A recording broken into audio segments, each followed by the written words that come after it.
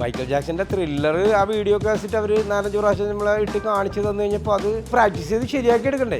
അങ്ങനെ അതിനുവേണ്ടി വീട്ടിൽ വന്ന് എല്ലാവരെയും വിളിച്ചു നിർത്തി, ഇടാ ഇന്ന സ്റ്റെപ്സ് നമ്മൾ തലയിലിരിക്കണ്ടേ. അങ്ങനെ വീട്ടിൽ വന്നിട്ട് ഓരോ സാധനം ചെയ്ത് നോക്കണം. 5,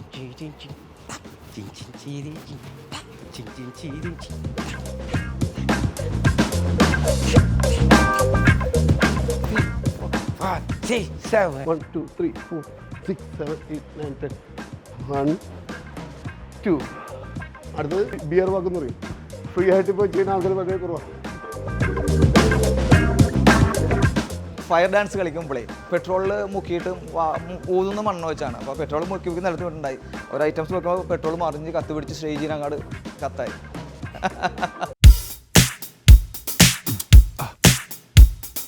ആ മൂൺ വോക്കർ എന്നുള്ള സിനിമ കണ്ടപ്പോൾ ഒന്നുകൂടി ആ പഴയ കാലഘട്ടത്തിലേക്ക് ഞങ്ങൾ അങ്ങോട്ട് പോയി. ശംഖ് കത്തിപ്പോൾ ആ ലാസ്റ്റ് 20 മിനിറ്റ് സഹിക്കാൻ പറ്റാത്ത സീനാണ് ആ കോമ്പറ്റീഷൻ മൂഡ്. ഭയങ്കര മൂടെന്ന് ഭയങ്കര മൂടാണ്. കരഞ്ഞു പോയി ശരിക്കും. ഞാൻ ജോൺസൺ, കൊച്ചിയിലെ നസ്രത്ത് ആണ് എൻ്റെ വീട്. ഞാൻ ഒരു പഴയകാല ആദ്യകാല ഡിസ്കോ മാസ്റ്ററാണ്. ഞങ്ങൾ ഒന്നുമില്ലാത്ത ശൂന്യതയിൽ നിന്നും ഡാൻസിലേക്ക് വന്ന ആൾക്കാരാണ്. ആ റെക്കോർഡിൻ്റെ കാലഘട്ടമാണ് ഞങ്ങൾ യൂസ് ചെയ്തിട്ടുണ്ടെന്ന് വെച്ചത്. എൻ്റെ അമ്മാവൻ ഒരു ലൈറ്റ് ആൻഡ് സൗണ്ട് ആയിരുന്നു, തങ്കച്ച ലൈറ്റ് ആൻഡ് സൗണ്ട് എന്ന്. അവിടെ നിന്നും അങ്കിളിനെ എങ്ങനെയും പറ്റിച്ച് റെക്കോർഡൊക്കെ വാങ്ങിച്ചിട്ടാണ് ഞങ്ങൾ ഈ എല്ലാ കുരിശുവര പരിപാടികൾ അന്ന് ഉണ്ടാകുമായിരുന്നു. ആ കുരിശുവര പരിപാടിക്ക് അവരുടെ കാല് പിടിച്ചിട്ട് ഞങ്ങൾ പോയി സ്റ്റേജിൽ കളിക്കും. അങ്ങനെ എന്തെങ്കിലുമൊക്കെ ചെയ്ത് ഒപ്പിക്കുമ്പോൾ അവരെല്ലാവരും കൊള്ളാട്ടെ, ഇവർക്ക് എന്തോ ഒരു നല്ല ഒരു രീതിയിലൊക്കെ ഡാൻസ് കളിക്കൊണ്ടില്ല എന്ന് പറഞ്ഞ് അങ്ങനെ ഒരു പ്രചാരം ചെറിയ രീതിയിൽ മേടിച്ചു തുടങ്ങി. ഞങ്ങളുടെ നാട്ടിലൊരു പ്രത്യേകത എന്ന് പറഞ്ഞാൽ എല്ലാ കൊല്ലവും യാക്കുസ്റ്റിയുടെ പെരുന്നാൾ വരുമ്പോൾ എല്ലായിടത്തും സ്റ്റേജ് കെട്ടി പ്രോഗ്രാമുകളൊക്കെ നടത്തും. അങ്ങനെ നടത്തുമ്പോൾ എല്ലായിടത്തും പോയി കളിച്ച് നല്ല രീതിയായി ഇങ്ങനെ പശ്ചിമോച്ചി മൊത്തം ഡാൻസിൻ്റെ ഒരു തരംഗം അങ്ങോട്ട് കയറി പിടിച്ച്. അപ്പോഴാണ് എൻ്റെ മനസ്സിലൊരു ആശയം ഉടലെടുത്ത് ഇതൊന്ന് ക്ലാസ് രൂപത്തിൽ ആക്കിയെടുത്താൽ എന്താണെന്നുള്ളൊരു സംഭവം വന്ന്. നമുക്കിതിൻ്റെ ഒന്നും അറിയാൻ മേലാത്ത കാലത്ത് എനിക്ക് കുറച്ച് കൂട്ടുകാരന്ന് വന്ന് പെട്ടു. അവർ ഏകദേശം ഒരാൾ ബോംബെയിൽ നിന്ന് വന്നായിരുന്നു, അലൻ നോബിൾ പെരേര എന്ന് പറഞ്ഞ്. അവൻ്റെ കയ്യിൽ കുറച്ച് സംഭവങ്ങളൊക്കെ അവൻ്റെ കയ്യിലുണ്ടായിരുന്നു. അങ്ങനെ അപ്പോൾ എനിക്ക് ഏകദേശം ഒരു 10-16 വയസ്സായപ്പോൾ തന്നെ എൻ്റെ അപ്പനെ ഒതുക്കി ഒരു പെട്ടിക്കട ഇട്ട് തന്നു.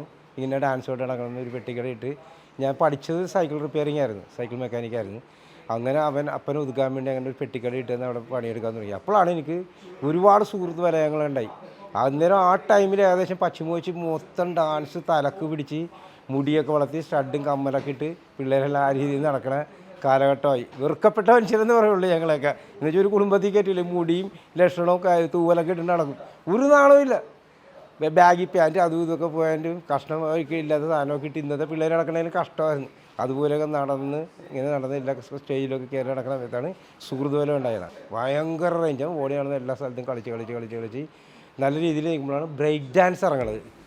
ഇതെന്താണെന്ന് കേട്ടിട്ട് പോലും ഇല്ല. ബ്രേക്ക് ഡാൻസ് എന്നിങ്ങനെ പറഞ്ഞു കേട്ടിട്ടുള്ളൂ.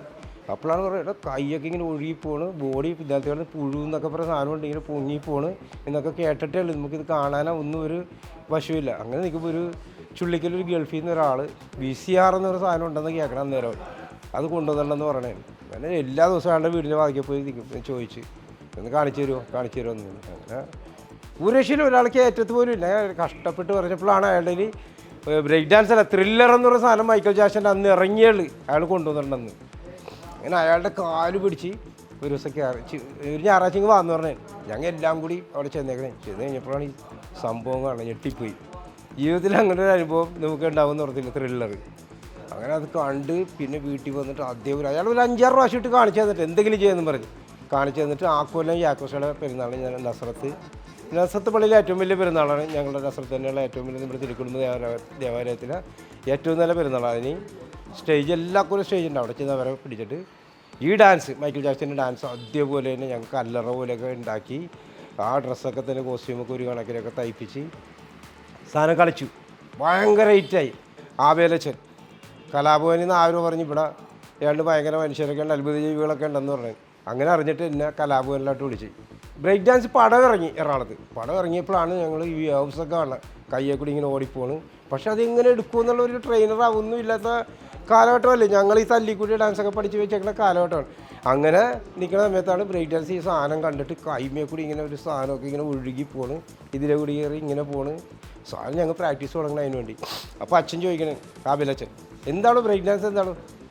അച്ഛാ ബ്രേക്ക് ഡാൻസ് എന്ന് പറഞ്ഞാൽ ബ്രേക്ക് ഓഫ് ഡാൻസ്. നമ്മൾ എന്താണ് ചെയ്യണ സാധനം ആ സാധനം നിർത്തി ചലിപ്പിച്ച് ഇങ്ങനെയൊക്കെ കാണിക്കലാണ് ബ്രേക്ക് ഡാൻസ് എന്ന് പറയുന്നത്.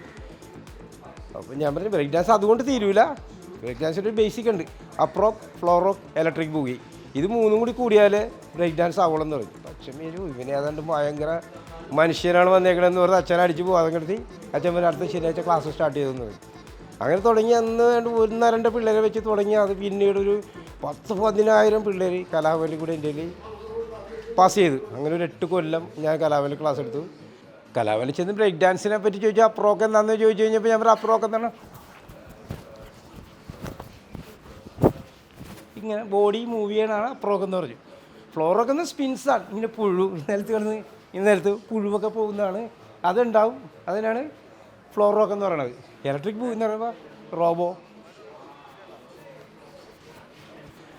ആ സമയത്താണ് എറണാകുളത്ത് ഡാൻസ് എന്താണെന്ന് ഒരാൾ പോലും കാണാത്ത കാലഘട്ടത്തിലാണ് ഞങ്ങൾ ഈ പച്ചുപോച്ചി ഡാൻസുമായിട്ട് ചെല്ലണം.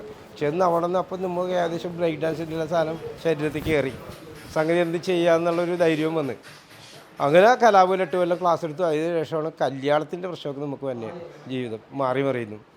അങ്ങനെ കല്യാണം കഴിച്ചു കഴിഞ്ഞപ്പോൾ എനിക്ക് തോന്നി ഞാൻ ഇതുമായിട്ട് നടന്ന വട്ടമോ എന്നുള്ളൊരു ചിന്തകളൊക്കെ ഒരു 30-ആം വയസ്സിൽ തന്നെ അലട്ടാൻ തുടങ്ങി. അങ്ങനെ കല്യാണം കഴിഞ്ഞ് 1 മാസം കൂടി കലാഭവനിൽ ക്ലാസ് എടുത്ത് മാറി മാറുന്ന ജീവിത സാഹചര്യങ്ങൾ നിമിത്തം നമുക്ക് ഞങ്ങൾ പലർക്കും ഇതിൽ നിന്ന് വിട്ടു നിൽക്കേണ്ടി വന്നു. അങ്ങനെ നീണ്ടൊരു ഇടവേള 20 വർഷം മാറി നിൽക്കേണ്ടി വന്നു. അതിനുശേഷം വീണ്ടും 2023 ഞങ്ങൾ വീണ്ടും റീസ്റ്റാർട്ട് ചെയ്യണം. ആ മൂൺ വോക്കർ എന്നുള്ള സിനിമ കണ്ടപ്പോൾ ഒന്നുകൂടി ആ പഴയ കാലഘട്ടത്തിലേക്ക് ഞങ്ങൾ അങ്ങോട്ട് പോയി. ശംഖ് കത്തിപ്പോൾ ആ ലാസ്റ്റ് 20 മിനിറ്റ് സഹിക്കാൻ പറ്റാത്ത സീനാണ്. ആ കോമ്പറ്റീഷൻ മൂഡ് ഭയങ്കര മൂടെന്ന് ഭയങ്കര മൂടാണ്. കരഞ്ഞുപോയി ശരിക്കും. ഞാൻ സ്റ്റേജ് തിയേറ്ററിൽ ഇരുന്നിട്ട് വിറക്കണമായിരുന്നു. അത്രയും ഒരു വേരിയേഷൻ എനിക്കുണ്ടായി. ആ എൻ്റെ ഒരു പഴയ കാലഘട്ടം പോലെ എനിക്ക് തോന്നി. കോമ്പറ്റീഷനൊക്കെ ചെല്ലുമ്പോഴുള്ള ഒരു അനുഭവം നമുക്ക് ഫസ്റ്റ് കിട്ടുമായില്ല എന്നുള്ള ആ ഒരു സംഭവത്തിൽ ഇങ്ങനെ നിൽക്കുമ്പോഴാണ് ആ പടം ആ നല്ല രീതിയിൽ തന്നെ പടം കടന്ന് നിന്ന്. മൈക്കൽ ജാക്സൻ്റെ ത്രില്ലർ ആ വീഡിയോ കാസറ്റ് അവർ 4-5 പ്രാവശ്യം നമ്മളെ ഇട്ട് കാണിച്ച് തന്നു കഴിഞ്ഞപ്പോൾ പിന്നെ അത് പ്രാക്ടീസ് ചെയ്ത് ശരിയാക്കി എടുക്കണ്ടേ. അങ്ങനെ അതിനുവേണ്ടി വീട്ടിൽ വന്ന് എല്ലാവരെയും വിളിച്ച് നിർത്തിയിടാ ഇന്ന സ്റ്റെപ്സ് നമ്മൾ തലയിലിരിക്കണ്ടേ. അങ്ങനെ വീട്ടിൽ വന്നിട്ട് ഓരോ സാധനം ചെയ്ത് നോക്കണം. 2,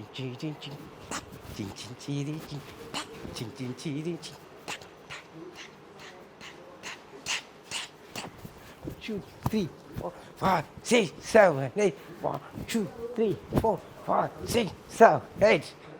ഞാൻ എൻ്റെ 13-ാമത്തെ വയസ്സ് ഏകദേശം 8-ാം ക്ലാസ് 9-ാം ക്ലാസ്സിൽ പഠിക്കുന്ന ടൈമിലാണ് ബ്രേക്ക് ഡാൻസ് പഠിക്കാനായിട്ട് കലാഭവനിൽ പോണത്. ആ പോകാണ്ടായ സാഹചര്യം എന്താണെന്ന് വെച്ചിട്ടുണ്ടെങ്കിൽ മലയാള സിനിമയിൽ ആദ്യമായിട്ട് ബ്രേക്ക് ഡാൻസ് കാണിക്കുന്ന ഒരു സിനിമ എന്ന് പറഞ്ഞാൽ ലവ് സ്റ്റോറി എന്ന് പറഞ്ഞ ഒരു സിനിമയുണ്ട്. ലവ് സ്റ്റോറി ഷാനവാസ് എന്ന് പറഞ്ഞൊരു ആളാണ് മലയാള സിനിമയിൽ ബ്രേക്ക് ഡാൻസിൻ്റെ സ്റ്റെപ്പ് ആദ്യമായിട്ട് കാണിക്കുന്നത്. അപ്പോൾ അത് കണ്ട് ഇൻസ്പയറായി പഠിക്കണമെന്നുള്ള ആഗ്രഹം ഉണ്ടായി. അപ്പോൾ ഞങ്ങളുടെ വീടിൻ്റെ നേരം മുമ്പിൽ ഒരു ടൈലറിങ് ഷോപ്പ് ഉണ്ടായി. അപ്പോൾ അവിടെ ചെന്നിട്ട് ഞാൻ 1-2 സ്റ്റെപ്പൊക്കെ കാണിക്കും. ആ സമയത്ത് ചെറുതായിട്ടൊക്കെ ഹാൻഡ് വേസും പിന്നെ ഒരു ഇങ്ങനെയൊക്കെ കൂടെ ചെറിയ സ്റ്റെപ്പൊക്കെ കാണിക്കും. അപ്പോൾ അവർ പറഞ്ഞു താൻ കലാവിൽ ഇപ്പോൾ അവിടെ പഠിപ്പിക്കുന്നുണ്ട്, എനിക്കൊക്കെ നന്നായിട്ട് പഠിക്കാൻ സാധിക്കും എന്ന് പറഞ്ഞ് ഞാൻ ഇൻസ്പയർ ചെയ്തു. പക്ഷേ അവിടെ കൊടുക്കാൻ ഫീസില്ല. ഫീസ് എന്താണ് വീട്ടുകാർക്ക് കാശില്ലാണ്ടല്ല, പക്ഷേ ഈ ഡാൻസ് പഠിക്കുന്ന കഴിഞ്ഞാൽ വീട്ടുകാരൊന്നും സമ്മതിക്കില്ല നോക്കി. അപ്പോൾ നീ സ്കൂളിൽ പോയി എന്തെങ്കിലും പഠിക്കാൻ നോക്കും, നന്നായിട്ട് പഠിക്കാൻ നോക്കുന്ന പറഞ്ഞ് സ്കൂളിൽ പഠിക്കാനായിട്ട് ഞാൻ മോശമായിട്ട് തോന്നി. അപ്പോൾ അതുകൊണ്ട് വീട്ടുകാർ സമ്മതിക്കില്ലെന്നറിയാം. അപ്പോൾ ചെയ്തതെന്നുണ്ടെങ്കിൽ ഈ വീട്ടിൽ നിന്ന് എന്തെങ്കിലുമൊക്കെ സാധനങ്ങളൊക്കെ മേടിക്കാൻ പോകുമ്പോഴേക്കും 50 പൈസ, 1 രൂപ, 2 രൂപയൊക്കെ കിട്ടും. അപ്പോൾ ആ കാശ് കൂട്ടി വെച്ചിട്ട് ആണ് കലാവിൽ ഡാൻസ് പഠിക്കാൻ വേണ്ടി പോണത്. അതിനുശേഷം വീടിൻ്റെ അടുത്തൊരു പ്രോഗ്രാം വന്നു. അപ്പോൾ അതിന് എൻ്റെ കൂട്ടുകാരൻ്റെ കെയർ ഓഫിൽ കയറി അവിടെ കയറി. അപ്പോൾ ഡാൻസ് കളിക്കാൻ അവർ ആദ്യം സമ്മതിച്ചാൽ പിന്നെ വേണ്ട ഡാൻസൊന്നും വേണ്ട ശരിയാവില്ല എന്ന് പറഞ്ഞിട്ട് നമ്മൾ അവോയ്ഡ് ചെയ്യാൻ നോക്കി. പക്ഷേ അവിടെ കാസറ്റ് ഓപ്പറേറ്റ് ചെയ്യുന്ന ആൾ നമ്മൾ പരിചയമുള്ള ആളായിരുന്നു. പുള്ളിക്കാരയിൽ കാസറ്റ് കൊടുത്തിട്ട് ഓടി ഞങ്ങൾ കാരണം ആദ്യം ഒരു മിമിക്രി ഉണ്ടായി, പിന്നെ ഒരു ഗാനമേള ഉണ്ടായി. അതിൻ്റെ ഇടയിലാണ് ഡാൻസ് ആദ്യം പറഞ്ഞിരുന്നത്. പിന്നെ കമ്മിറ്റിക്കാർ പറഞ്ഞാൽ അതൊന്നും വേണ്ട ഡാൻസൊന്നും ശരിയാവില്ല എന്നൊക്കെ പറഞ്ഞ് അവർ സമ്മതിച്ചില്ല. ഞാൻ അതിൻ്റെ ഇടയിൽ കൂടി കാസറ്റ് കൊടുത്തിട്ട് ചാടി സ്റ്റേജിൽ കയറി ഞാൻ കളിക്കുകയാണ്. അപ്പോൾ സ്റ്റേജിൽ കളിക്കാനുള്ള പിടിച്ച് മാറ്റാൻ പറ്റില്ലല്ലോ, ആൾക്കാരെ നോക്കിക്കൊണ്ടിരിക്കുകയാണ്. അപ്പോൾ എന്നാൽ പിന്നെ കളിക്കട്ടെ എന്ന് വെച്ചിട്ട് അവർ ഉണ്ടായിട്ടിരുന്നു. ഇത് ആരാണെന്നൊക്കെ ചോദിക്കാം. ഡാൻസ് കൊടുക്കി കുറച്ച് കഴിയുമ്പോഴേക്കും ആൾക്കാരെ കയ്യടിയും കാര്യങ്ങളൊക്കെ വന്നപ്പോഴാണ് അവർ ഇത് മൈൻഡ് പറയുന്നത്. അവസാനം പുറത്തേക്ക് ഇറങ്ങി കഴിയുമ്പോൾ അവർ പറഞ്ഞ് മച്ചാനാണ് ഡാൻസ് കളിക്കുന്നത് ഞങ്ങൾ അറിഞ്ഞില്ല, ഇനി അടുത്ത വർഷം മച്ചാൻ്റെ പരിപാടി കഴിഞ്ഞിട്ടേ ബാക്കി പരിപാടിയുള്ളൂ എന്ന് പറഞ്ഞ്. അങ്ങനെ ആണ് ഞങ്ങളുടെ പരിസരത്തൊക്കെ ഞാൻ ഡാൻസ് കളിക്കുന്നുള്ള കാര്യം അറിയാമത്. ഇത് കലാവിൽ പഠിക്കാൻ വേണ്ടി 4-5 വർഷമായി. ഇതുവരെ ആർക്കും അറിയാൻ പാടില്ല നമ്മൾ ഡാൻസറാണെന്നുള്ള കാര്യം അറിയാൻ പാടില്ല. അതിനുശേഷമാണ് നമ്മൾ ഡാൻസറാണെന്ന് അറിയപ്പെടുന്നത്. പിന്നെ ഓരോ കോമ്പറ്റീഷൻസ് ഡാൻസ് ക്ലാസ് തുടങ്ങി 91 അന്ന് എനിക്ക് 17 വയസ്സുള്ളൂ. 91 റോട്ടറി ക്ലബ്ബിൽ പോയി ഡാൻസ് ക്ലാസ് സ്റ്റാർട്ട് ചെയ്ത്, വെക്കേഷൻ ക്ലാസ് സ്റ്റാർട്ട് ചെയ്ത്, അങ്ങനെ ഒരു ടീം ഫോം ചെയ്ത്, അങ്ങനെ ആ ടീം ഓൾ കേരള കോമ്പറ്റീഷൻസ് പലതും വിൻ ചെയ്യാൻ തുടങ്ങി. അങ്ങനെയാണ് വീട്ടുകാരൊക്കെ അറിഞ്ഞു തുടങ്ങിയത് ഞാൻ ഡാൻസ് പഠിക്കണമെന്നും ഡാൻസറാണെന്നുള്ളവരും വീട്ടുകാരൊക്കെ അറിഞ്ഞു തുടങ്ങിയത് അപ്പോഴാണ്. അപ്പോൾ വലിയ എതിർപ്പൊന്നും ഉണ്ടായില്ല. പക്ഷേ എന്നാലും ചില പ്രോഗ്രാമിനൊക്കെ പോകുമ്പോൾ പിറ്റേ ദിവസം ചില പരീക്ഷ എനിക്ക് 10ാം ക്ലാസ് പരീക്ഷ, ഓണപ്പരീക്ഷ ആയിരുന്നു പിറ്റേ ദിവസം. തലേദിവസം ഞാൻ പ്രോഗ്രാമിന് പോയിട്ട് തിരിച്ചു വന്നപ്പോൾ വീട്ടിൽ പൊരിഞ്ഞ് തല്ലും ബെൽറ്റിനടിയും വേണമൊക്കെ. നാളെ പരീക്ഷ എന്നിട്ടാണ് ഇവൻ ഡാൻസ് കളിച്ച് നടക്കാൻ പറഞ്ഞിട്ടായിരുന്നു നമ്മൾ. പിന്നീട് ഓൾ കേരള കോമ്പറ്റീഷനൊക്കെ വിൻ ചെയ്തപ്പോഴാണ് വീട്ടുകാരുടെ ഒരു സൈലൻറ്റ് സപ്പോർട്ട് കിട്ടിയത്. ബ്രേക്ക് ഡാൻസ് എപ്പോഴും നമുക്കൊരു മാജിക്കൽ എഫക്റ്റ് ഉണ്ടായിരുന്നു. കാണുന്ന കാണികളുടെ കണ്ണിനെ കബളിപ്പിക്കുക എന്നുള്ളതാണ് ഈ സ്റ്റെപ്പിൻ്റെ പ്രത്യേകത. കാരണം ഇല്ലാത്ത ചില സാധനങ്ങളൊക്കെ ഉണ്ട്. ഗ്ലാസ് ഉള്ള പോലെ അവർക്ക് തോന്നിപ്പിക്കുകയാണ്. മറ്റൊരു ഡാൻസിൻ്റെ സ്റ്റെപ്പിനും ഈ ഒരു മാജിക്കൽ എഫക്റ്റ് കിട്ടാനുള്ള ബാക്കി പല സ്റ്റൈലുകളും കാര്യങ്ങളും. പക്ഷേ ഈ ബ്രേക്ക് ഡാൻസ് ആടുമ്പോൾ ഒരു അതിശയത്തോടെ കാണുന്നത്. കാരണം റോപ്പില്ല, പക്ഷേ റോപ്പ് ഉള്ളതായിട്ട് കാണിക്കുകയാണ്. വേവ്സ് ഇല്ല, അവിടെ കൈകൊണ്ട് നമ്മൾ വേവ്സ് കാണിക്കുകയാണ്. അപ്പോൾ ഈ ഒരു എഫക്റ്റ് മറ്റൊരു ഡാൻസിനും ഉണ്ടാവില്ല. മാത്രമല്ല ഈ ബ്രേക്ക് ഡാൻസ് പഠിച്ച ആൾക്ക് ഈ വെസ്റ്റേൺ ഡാൻസ് ഏത് വേണമെങ്കിലും കളിക്കാൻ സാധിക്കും ബേസിക്കലി. കാരണം ഇത് ഡാൻസ് കൂടെ അതുപോലെ ഭയങ്കര ഫ്ലെക്സിബിലിറ്റി വേണ്ട ഒരു ഇത് കൂടെയാണ്. എല്ലാ ജോയിൻസും ഇളകണ വളരെ ഫ്ലെക്സിബിലിറ്റി ഉള്ള ഇതിപ്പോൾ ഈ ഹാൻഡ് വേവ്സ് തന്നെ ഈ കൈ ഈ 10 പീസായിട്ടാണ് കാണിക്കുന്നത്. 1 2 3 4 5 6 7 8 9 10. ഇത് ഇതിനെ 2 തരത്തിൽ പഠിക്കാം. ടിക്ക് വേവ്സും ഫ്രീ വേവ്സ് എന്ന് പറയും. ഇതിന് ടിക്ക് വേവ്സ് എന്ന് പറയും, ഇതിന് ഫ്രീ വേവ്സ് എന്ന് പറയും. അപ്പോൾ ഈ കൈ തന്നെ 10 പീസായിട്ടാണ് നമ്മൾ കാണിക്കുന്നത്. അത് അതിനെ ഫ്രീ ആയിട്ട് ഓടിച്ചു വിടുമ്പോഴാണ് ഈ വേവ്സ് ആവുന്നത്. അതേപോലെ ബോഡി 1 2 3 4 5 6 ഇതിന് നമ്മൾ ഫ്രീ ആയിട്ട് വിടുമ്പോഴാണ് ഇങ്ങനെ വന്നത്. അപ്പോൾ എല്ലാ പാർട്സും എല്ലാ ജോയിൻസും ലൂസാവണ ഒരു എക്സസൈസും കൂടിയാണ് ഇത് ശരിക്കും പറഞ്ഞത്. ആദ്യമായിട്ടൊക്കെ നമ്മൾ ചെയ്ത് ഹാൻഡ് വേവ്സാണ്. ഹാൻഡ് വേവ്സും ബോഡി വേവ്സൊക്കെയാണ് പഠിച്ചത്. അത് കാണിച്ചില്ല. ഇതിപ്പോൾ ഫ്രീ 1 2 6 7 8 9 10. അടുത്തത് ബോഡി വേവ്സ് 1 2 3 4 5 6 ഫ്രീ 1 2 1 2. ഇനി കയ്യിൽ നിന്ന് ബോഡിയിലേക്ക് എറി, ബോഡിയിൽ നിന്ന് തിരിച്ച് അതിലേക്ക് എറി, അതിൽ തിരിച്ച് ഇനി അത് തന്നെ ഓപ്പോസിറ്റ് 1 2 3 4 1 2 3 4. ഇതൊക്കെയാണ് കലാലയം ആദ്യം പഠിപ്പിച്ചത്. പിന്നെയാണ് ഗ്ലാസ് പ്രോപ്പർ അത് കാണിച്ചു തരാം. 1 2 3 4 1 2 3 1 2 3 4 1 2 3 4. അത് തന്നെ റോപ്പ് 1 2 3 4 1 2 3 4 1 3 4 1 2 3 4. ഇനി അത് തന്നെ താഴത്തേക്ക് 1 2 3 1 2 3 1 2 3 2 3 2 3 1 2 3 1 2 3 2 3. ഇനി അടുത്തത് ബിയർ വാക്ക് എന്ന് പറയും. ആ ബിയർ വാക്കിൽ എക്സ്പെർട്ടാണ് നമ്മൾ. അതായത് ഫ്രീ ആയിട്ട് ഇപ്പോൾ ചെയ്യുന്ന ആൾക്കാർ വളരെ കുറവാണ്.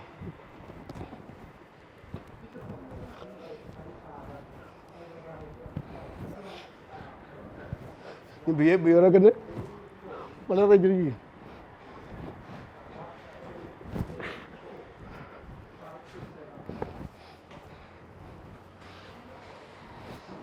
ഇതൊക്കെ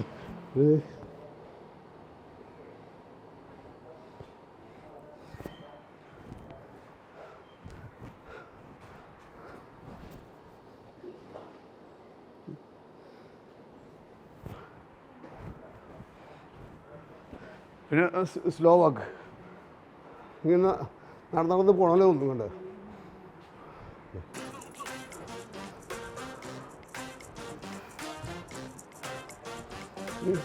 ഫ്രണ്ട് വാക്ക്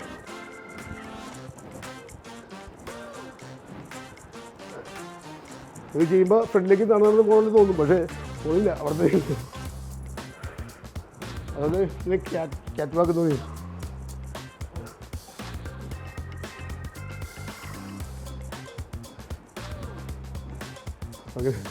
അങ്ങനെ ബ്രേക്ക് ഡാൻസിന് കുറേ സ്റ്റെപ്പുകളുണ്ട്. ഇതാണ് ഞാൻ പറഞ്ഞത്, മറ്റുള്ള ഡാൻസിൻ്റെ സ്റ്റെപ്പുകളും ബ്രേക്ക് ഡാൻസിൻ്റെ സ്റ്റെപ്പുകളും തമ്മിൽ ഉള്ള വ്യത്യാസം ഇതാണ്. കാണുന്നവർക്ക് കണ്ണുകളെ കബളിപ്പിക്കും, വേറെന്തോ ഇല്ലാത്ത സ്ഥലം എന്തോ ഉണ്ടെന്ന് നമ്മൾ സ്റ്റെപ്പിലൂടെ കാണിച്ചു കൊടുക്കുകയാണ്.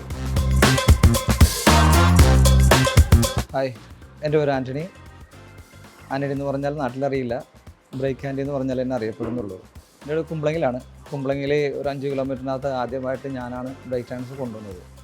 അപ്പോൾ ബ്രേക്ക് ഡാൻസ് ആദ്യം എനിക്ക് അറിയില്ലായിരുന്നു. ഞാൻ ഡിസ്കോയിലാണ് തുടങ്ങിയത്. നാട്ടിൽ തന്നെ ഈ കല്യാണ വീടുകളിൽ കളിക്കാൻ പോകുമായിരുന്നു. അതിനുശേഷം ബ്രേക്ക് ഡാൻസ് ഇങ്ങനെ കൊച്ചിയിലുണ്ടെന്ന് അറിഞ്ഞിട്ട്, അപ്പോൾ എൻ്റെ കൂട്ടുകാരൻ കുമ്പളങ്ങിൽ ഡിസ്കോ ഫിലിപ്പുണ്ട്. ഫിലിപ്പിനോട് ഞാൻ പറഞ്ഞപ്പോൾ ഫിലിപ്പ് പറഞ്ഞു, കൊച്ചിയിൽ എൻ്റെ ആശാനുണ്ട് ജോൺസൺ മാഷിനെടുത്തുകൊണ്ട് ആക്കാം, അവിടെ പഠിക്കാമെന്നൊക്കെ പറഞ്ഞു. പിന്നെ ഞങ്ങൾ കുമ്പളങ്ങിൽ നിന്ന് നേരെ കൊച്ചിയിലേക്ക് വരികയാണ്. വീട്ടുകാർ എനിക്ക് സപ്പോർട്ടായിരുന്നു. അതായത് വീട്ടിലാരും കലാകാരന്മാരൊന്നുമില്ല, ഞാനങ്ങനെ പഠിച്ചെന്ന് അവർക്ക് അറിയുമില്ല. സപ്പോർട്ടായിരുന്നു. നാട്ടിലൊക്കെ എന്നെ കളിയാക്കുമായിരുന്നു, ഭയങ്കര ഇതായിരുന്നു. അതേ ഷോയിൽ പിടിച്ചോ മന്നി അങ്ങനെയുള്ള സംഭവമൊക്കെ കാണിക്കുമ്പോൾ അന്നൊക്കെ വെച്ചാൽ ഈ വേവ്സ് ഗ്ലാസ് ഇങ്ങനെ ഷേക്ക് ചെയ്യുന്ന സംഭവങ്ങളൊക്കെ ഉണ്ട്. പിന്നെ സ്റ്റേജിൽ നിന്ന് പല അനുഭവങ്ങളും ഉണ്ടായിരുന്നു. ഞങ്ങളെല്ലാം ഫയർ ഡാൻസ് കളിക്കുമ്പോൾ സ്റ്റേജ് കത്തി, അങ്ങനെ കുപ്പാൻറ്റി എന്ന് പേരായി.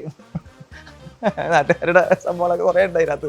ഫയർ ഡാൻസ് കളിക്കുമ്പോഴേ പെട്രോളിൽ മുക്കിയിട്ട് ഊതുന്ന മണ്ണ് വെച്ചാണ്. അപ്പോൾ പെട്രോൾ മുക്കി നിലത്ത് വീട്ടുണ്ടായി. ഓരോ ഐറ്റംസ് വെക്കുമ്പോൾ പെട്രോൾ മറിഞ്ഞ് കത്ത് പിടിച്ച് സ്റ്റേജിൽ അങ്ങോട്ട് കത്തായി. അങ്ങനെ പേര് കുറേ ഉണ്ട്. എൻ്റെ ആദ്യമായിട്ട് ദർശനം വെച്ചിട്ട് ആശാൻ കളിക്കുന്ന സ്റ്റെപ്പാണ് ആദ്യമായിട്ട്. 1 2 3 4 5 6 7 8. ഇതാണ് ഞാൻ ആദ്യം ക്ലാസ്സിൽ നിന്ന് പഠിക്കുന്ന ആദ്യത്തെ സ്റ്റെപ്പ്. ചെറുപ്പം മുതൽ നമ്മളുടെ മനസ്സിൻ്റെ അകത്ത് ഈ ഡാൻസ് കളിക്കണമെന്നുള്ള ഒരു ആഗ്രഹം മനസ്സിൽ തന്നെ ചെറുപ്പം മുതലേ ഉണ്ട്. പക്ഷേ വീട്ടുകാർ സമ്മതിക്കില്ല. പിന്നെ ഞങ്ങളുടെ പരിസരത്ത് എല്ലാ വർഷവും ഇങ്ങനെ കുരിശുവരെ കെട്ടാൻ നേരത്തെ അവിടെ പരിപാടി നടത്തണം. പരിപാടി നടത്തുന്ന പുറത്തുനിന്ന് ആളെ വിളിച്ച് പരിപാടി നടത്താൻ പറ്റില്ല. പക്ഷേ ഇവർ കളിച്ചാക്കുന്ന ഒരു സ്റ്റെപ്പുകൾ നമ്മുടെ മനസ്സിനകത്തുണ്ടല്ലോ. അപ്പോൾ ഞങ്ങളവിടെ കയറി കളിക്കുന്നത്. ഇപ്പോൾ ഞങ്ങളവിടുത്തെ ഹീറോയാണ്. ഞങ്ങൾ വെസ്റ്റ് സൈഡ്, ഈസ്റ്റ് സൈഡാണ്. അപ്പോൾ ഞങ്ങളുടെ ഈസ്റ്റ് സൈഡിലുള്ള ആൾക്കാർ ഞങ്ങളാണ് അവിടുത്തെ ഹീറോകൾ. കാരണം ഞങ്ങൾക്ക് സ്റ്റെപ്പ് എന്ന് അറിയാൻ പോലെ, പക്ഷേ ഞങ്ങൾ കളിക്കുന്ന ആൾക്കാർ കണ്ടിട്ട് കൈയടിച്ച്. അപ്പോൾ അന്ന് മുതലുള്ള ഈ ഡാൻസിൻ്റെ ഒരു ഇത് മനസ്സിനകത്ത് കിടക്കുന്നത്. നമുക്ക് ജോലി സംബന്ധിച്ച് കുടുംബപരമായിട്ട് ഇങ്ങനെ നടന്നു. പിന്നെ മോർണിംഗ് വാക്കിന് പോകാൻ തുടങ്ങിയ സമയത്താണ് ഞങ്ങൾ ഇവർ ഓപ്പോസിറ്റ് അവിടെ ഗ്രൗണ്ടിൽ പ്രാക്ടീസ് സുംബ ഡാൻസ് കളിക്കുന്നത്. അപ്പോൾ ഇത് പയ്യെ മനസ്സിൽ നിന്ന് ഇങ്ങനെ ഇതായി. അപ്പോൾ എൻ്റെ കൂട്ടുകാരെ വിളിച്ചിട്ട് അവർക്ക് വരാനായിട്ട് ഇല്ല. ഞാൻ പോകണേ, നിങ്ങൾ നടന്നു പോകുമ്പോൾ ഞാൻ ഇവിടുത്തെ പിന്നെ വീട് വന്ന് ജോയിൻ ചെയ്യണം. അങ്ങനെ ഞങ്ങൾ കുറച്ച് നാളുകളധികം അവിടെ പ്രാക്ടീസ് ചെയ്തു. പിന്നെ ഇതുപോലെ തന്നെ വേറെ സ്ഥലത്ത് ഇത് മഴ സീസൺ വന്നപ്പോഴത്തേക്കും ഇതുപോലെ തന്നെ എടുത്ത് പ്രാക്ടീസ് ചെയ്യാൻ തുടങ്ങി. അങ്ങനെ ആൾക്കാർ കൂടി. പിന്നെ ഇവിടെ പ്രാക്ടീസായി. ഞാൻ ആദ്യകാല ശിഷ്യനാണ്. പൊക്കോ മണ്ണൊക്കെ ഉണ്ടെങ്കിലും ഇവരുടെ ജൂനിയർ ഞാനാണ്. നിലവിൽ 25 വർഷങ്ങൾക്ക് മുമ്പാണ് അപ്പനൊക്കെ മരിച്ച് കഷ്ടപ്പാടൊക്കെ ആയിരുന്നപ്പോൾ ജോൺസൺ ആശാൻ്റെ വീടിൻ്റെ തൊട്ടിപ്പുറത്താണ് എൻ്റെ അമ്മ വീട്. അപ്പോൾ അവിടെ പോയപ്പോൾ വിജിച്ചേട്ടൻ ഞങ്ങൾക്ക് പേഴ്സണലായിട്ട് അറിയാവുന്ന ഒരു ഫാമിലി ഫ്രണ്ടാണ്. വിജിച്ചേട്ടനാണ് ഞാൻ ദക്ഷിണ വെച്ച എൻ്റെ ആശാൻ. പുള്ളി മരിച്ചു 25 വർഷം മുമ്പ്. പുള്ളി തന്നെ അന്ന് നമ്മൾക്ക് ഫീസ് കൊടുക്കാനൊന്നും നിവൃത്തിയില്ല.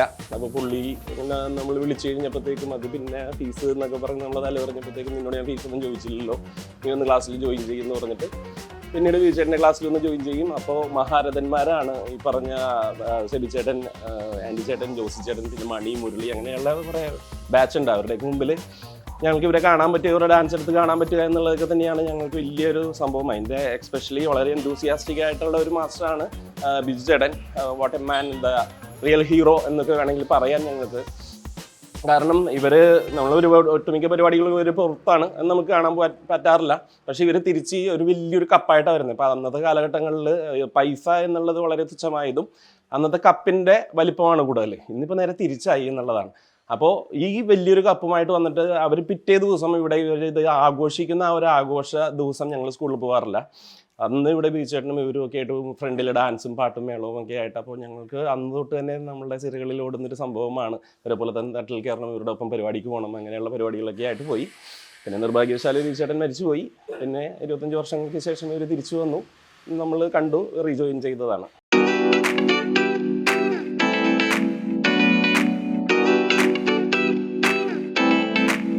എൻ്റെ പേര് ജോസി. ഞാൻ 93-ലാണ് ഡാൻസ് ആരംഭിച്ചത്. അതിനെ തുടങ്ങാനുള്ള കാരണം എന്ന് വെച്ചിട്ടുണ്ടെങ്കിൽ, ഞാൻ ഈ വീട് വാങ്ങിച്ച് ഒരു ഒരാഴ്ച കഴിഞ്ഞപ്പോൾ ഞാൻ ആ ആശാൻ്റെയൊക്കെ വീട് തൊട്ടപ്പുറത്ത് തന്നെ, തൊട്ടടുത്ത് തന്നെ വീട്. അപ്പോൾ ഞാൻ ആ വഴി പോയപ്പോൾ ശരിക്കും ഒരു മ്യൂസിക് കേട്ടു. അപ്പോൾ ഞാൻ ജസ്റ്റ് ഒന്ന് ആ അടുത്തുകൂടി, ഇപ്പോൾ അന്നെന്നുള്ള വലിയ വീടെന്ന് പറഞ്ഞാൽ ചെറിയ വീടൊക്കെയാണ്. പഴയ പോലത്തെ ക്ലാസ് ഇപ്പോഴത്തെ പോലത്തെ മോഡൽ ക്ലാസ് ഒന്നുമില്ല. അപ്പോൾ ചെന്ന് ഒരു ജനൽ കമ്പിൽ നോക്കിയപ്പോഴേക്കും ഭയങ്കര ഡാൻസ്. ശരിക്കും 9th പഠിക്കുന്ന ഞാൻ ശരിക്കും ഭയങ്കര ഒരു ആകർഷണമായിരിക്കും അത് അവിടുത്തെ ഡാൻസ് കണ്ടിട്ട്. ബിജുവാണ് അവിടുത്തെ കൊറിയോഗ്രാഫി ചെയ്യുന്നത്. ഞാൻ അവിടെ നിന്ന് ഡാൻസ് കണ്ട് പിന്നെ പോയി സ്കൂളിൽ പോയി വൈകിട്ടാകുമ്പോൾ പിന്നെയും വന്ന് നിന്ന് ഒരാഴ്ച കഴിഞ്ഞപ്പോഴേക്കും ഞാൻ ഏകദേശം വേവ്സൊക്കെ പഠിക്കാൻ തുടങ്ങി. ഇതൊക്കെ ഓക്കെ. അങ്ങനെ അത് അവർക്കറിയില്ല. അത് ഞാൻ പോയി വന്ന ഒരു ദിവസം ബിജുവിൻ്റെ അടുത്ത് ചോദിച്ച് ഡാൻസിന് ചേരാൻ പോലെ എല്ലാ ദിവസവും വന്ന് നിൽക്കുന്നുണ്ടല്ലോ എന്ന് പറഞ്ഞു. അപ്പോൾ ഞാൻ ഓക്കെ എന്ന് പറഞ്ഞിട്ട് ഞാൻ ചെന്ന്. അപ്പോൾ എൻ്റെ അടുത്ത് ബിജു ചോദിച്ച് ഡാൻസിന് കയറുന്നുണ്ടോയെന്ന് ചോദിച്ചു. എല്ലാ ദിവസവും നിൽക്കുന്നുണ്ടല്ലോ എന്ന് പറഞ്ഞു. അപ്പോൾ ഞാൻ പറഞ്ഞു ഞാൻ ഓക്കെ എന്ന് പറഞ്ഞാൽ പിറ്റേ ദിവസം തന്നെ ക്ലാസ്സിൽ കയറി ഒരു സ്റ്റെപ്പ് കാണിച്ചത്. ഫസ്റ്റത്തെ സ്റ്റെപ്പ് ഞങ്ങളുടെ ആദ്യ പഠനം സർ ഈ സാധനം അത് കാണിച്ചു തന്നപ്പോൾ ഞാൻ അത് കാണിച്ചു കൊടുത്തിങ്ങനെ. അപ്പോൾ അവൻ പറഞ്ഞത് ബിജു പില്ല മരിച്ചു പോയി. നീ ഇതൊക്കെ പഠിച്ചിട്ടാണല്ലേ ഇവിടെ വന്ന് നിൽക്കണത്. അവിടെ നിന്ന് കാണുന്നില്ല. ഒരാഴ്ചയായിട്ട് ഞാൻ അവിടെ നിന്ന് നിൽക്കണല്ലോ. എന്നിട്ടാണ് ക്ലാസ്സിൽ കയറിയത്. ഏകദേശം ഞാൻ എല്ലാം പഠിച്ച് ആദ്യ പാടൊക്കെ പഠിച്ച്. പിന്നെ അവിടെ നിന്ന് എനിക്ക് പഠിക്കാൻ പെട്ടെന്ന് സാധിച്ച് ഏകദേശമൊക്കെ പഠിച്ചുകൊണ്ട് പ്രോഗ്രാമിനൊക്കെ പോകാൻ തുടങ്ങി. കോമ്പറ്റീഷനൊക്കെ പോകാൻ തുടങ്ങി. വലിയ വലിയ ഓൾ കേരള കോമ്പറ്റീഷനൊക്കെ പങ്കെടുത്ത് എല്ലാവരും ഫസ്റ്റൊക്കെ അടിച്ച്. അപ്പോൾ ഞങ്ങളുടെയൊക്കെ വളർച്ച ഭയങ്കര പതുക്കെയുള്ള വളർച്ച. കാരണം വെച്ചാൽ ഇന്നത്തെ എന്ന് പറഞ്ഞിട്ടുണ്ടെങ്കിൽ സോഷ്യൽ മീഡിയ അല്ലേ ടപ്പ് എന്ന എല്ലാം നടക്കുന്നുണ്ട്. അന്ന് ആ സംഭവം ഇല്ലാത്തതുകൊണ്ട് ഞങ്ങൾ വളർച്ച ഭയങ്കര ഇത് പോയി. എന്നാലും ഏകദേശം നല്ല അറിയപ്പെട്ടു. കാരണം എന്ന് വെച്ചിട്ടുണ്ടെങ്കിൽ ഒരു കോമ്പറ്റീഷൻ സ്റ്റേജ് കളിക്കുമ്പോൾ അവിടെയുള്ള ആൾക്കാർ മൊത്തം ഞങ്ങളെക്കുറിച്ച് പറയും. ഡാൻസ് എന്ന് പറയുമ്പോൾ എൻ്റെ ഒരു പാഷനാണ്. എൻ്റെ മനസ്സിലെന്ന് പറഞ്ഞാൽ എന്ത് പറയാനും എനിക്ക് പറയാൻ വാക്കുകളില്ല. അത്രയും കുളിർമ സന്തോഷം എന്താണെന്ന് വെച്ചിട്ടുണ്ടെങ്കിൽ എൻ്റെ കുട്ടികളുമായിട്ട് നമ്മൾ പ്രാക്ടീസ് ചെയ്ത് നമ്മൾ ചെയ്യുമ്പോൾ അതിൻ്റെ ഒരു സംഭവം എനിക്ക് മനസ്സിൽ നിന്ന് പറയാൻ പറ്റില്ല. അത്ര ഒരു ആവേശമാണ്. എന്താണെന്ന് അറിയാൻ ഒരു നിധി പോലെയാണ് ഞാൻ ഈ ഡാൻസിനെ കാണുന്നത്. എനിക്ക് എന്തോ എൻ്റെ ദൈവം എനിക്ക് കൊണ്ടുവന്നൊരു വരദാനമാണ്. അല്ലെങ്കിൽ ഞാൻ അത്രയും വലിയ ഒരു മനുഷ്യനല്ല. എങ്കിലും എനിക്ക് എല്ലാം ചെയ്യാൻ പറ്റി. ഈ പ്രായത്തിലും പറ്റണം. അതിന് ഞാൻ ഭയങ്കര സന്തോഷിക്കുന്ന ദൈവത്തിന് നന്ദി. എനിക്ക് ഡാൻസ് ഇല്ലാത്ത ജീവിതം വേണ്ടെന്ന് ചിന്തിച്ച കാലഘട്ടം. ഇപ്പോൾ ഈ നിൽക്കുന്നവരെ നമ്മുടെ എല്ലായിടത്തും കൂടി ഓടുന്ന ഒരു സാധനമാണ് സംഗീതം. മ്യൂസിക് കേട്ടാൽ പിന്നെ രക്ഷയില്ല. എവിടെയായാലും പരിസരം നോക്കാറില്ല. അവിടെയും നമ്മൾ പെർഫോം ചെയ്യും. നമ്മൾ ചെറുപ്പമായിക്കൊണ്ടിരിക്കും. ഡാൻസിൻ്റെ മനസ്സിൽ വന്ന് കളിച്ച് അത് പ്രാക്ടീസ് ചെയ്ത് ഞങ്ങളുടെ ലൈഫിന് മൊത്തം ഡാൻസ് തന്നെ. കാലത്ത് സുംബ ക്ലാസ്, വൈകിട്ട് ഡാൻസ് ക്ലാസ്, പിന്നെ അതിൻ്റെ ഇടയിൽ ഞങ്ങൾ ജോലിക്ക് പോകും. ഡാൻസിൻ്റെ സംഭവം എന്നുണ്ടെങ്കിൽ ശരിക്കും പറഞ്ഞിട്ടുണ്ടെങ്കിൽ നമ്മുടെ മനസ്സിനെ എല്ലാം നല്ല പക്കയാക്കും.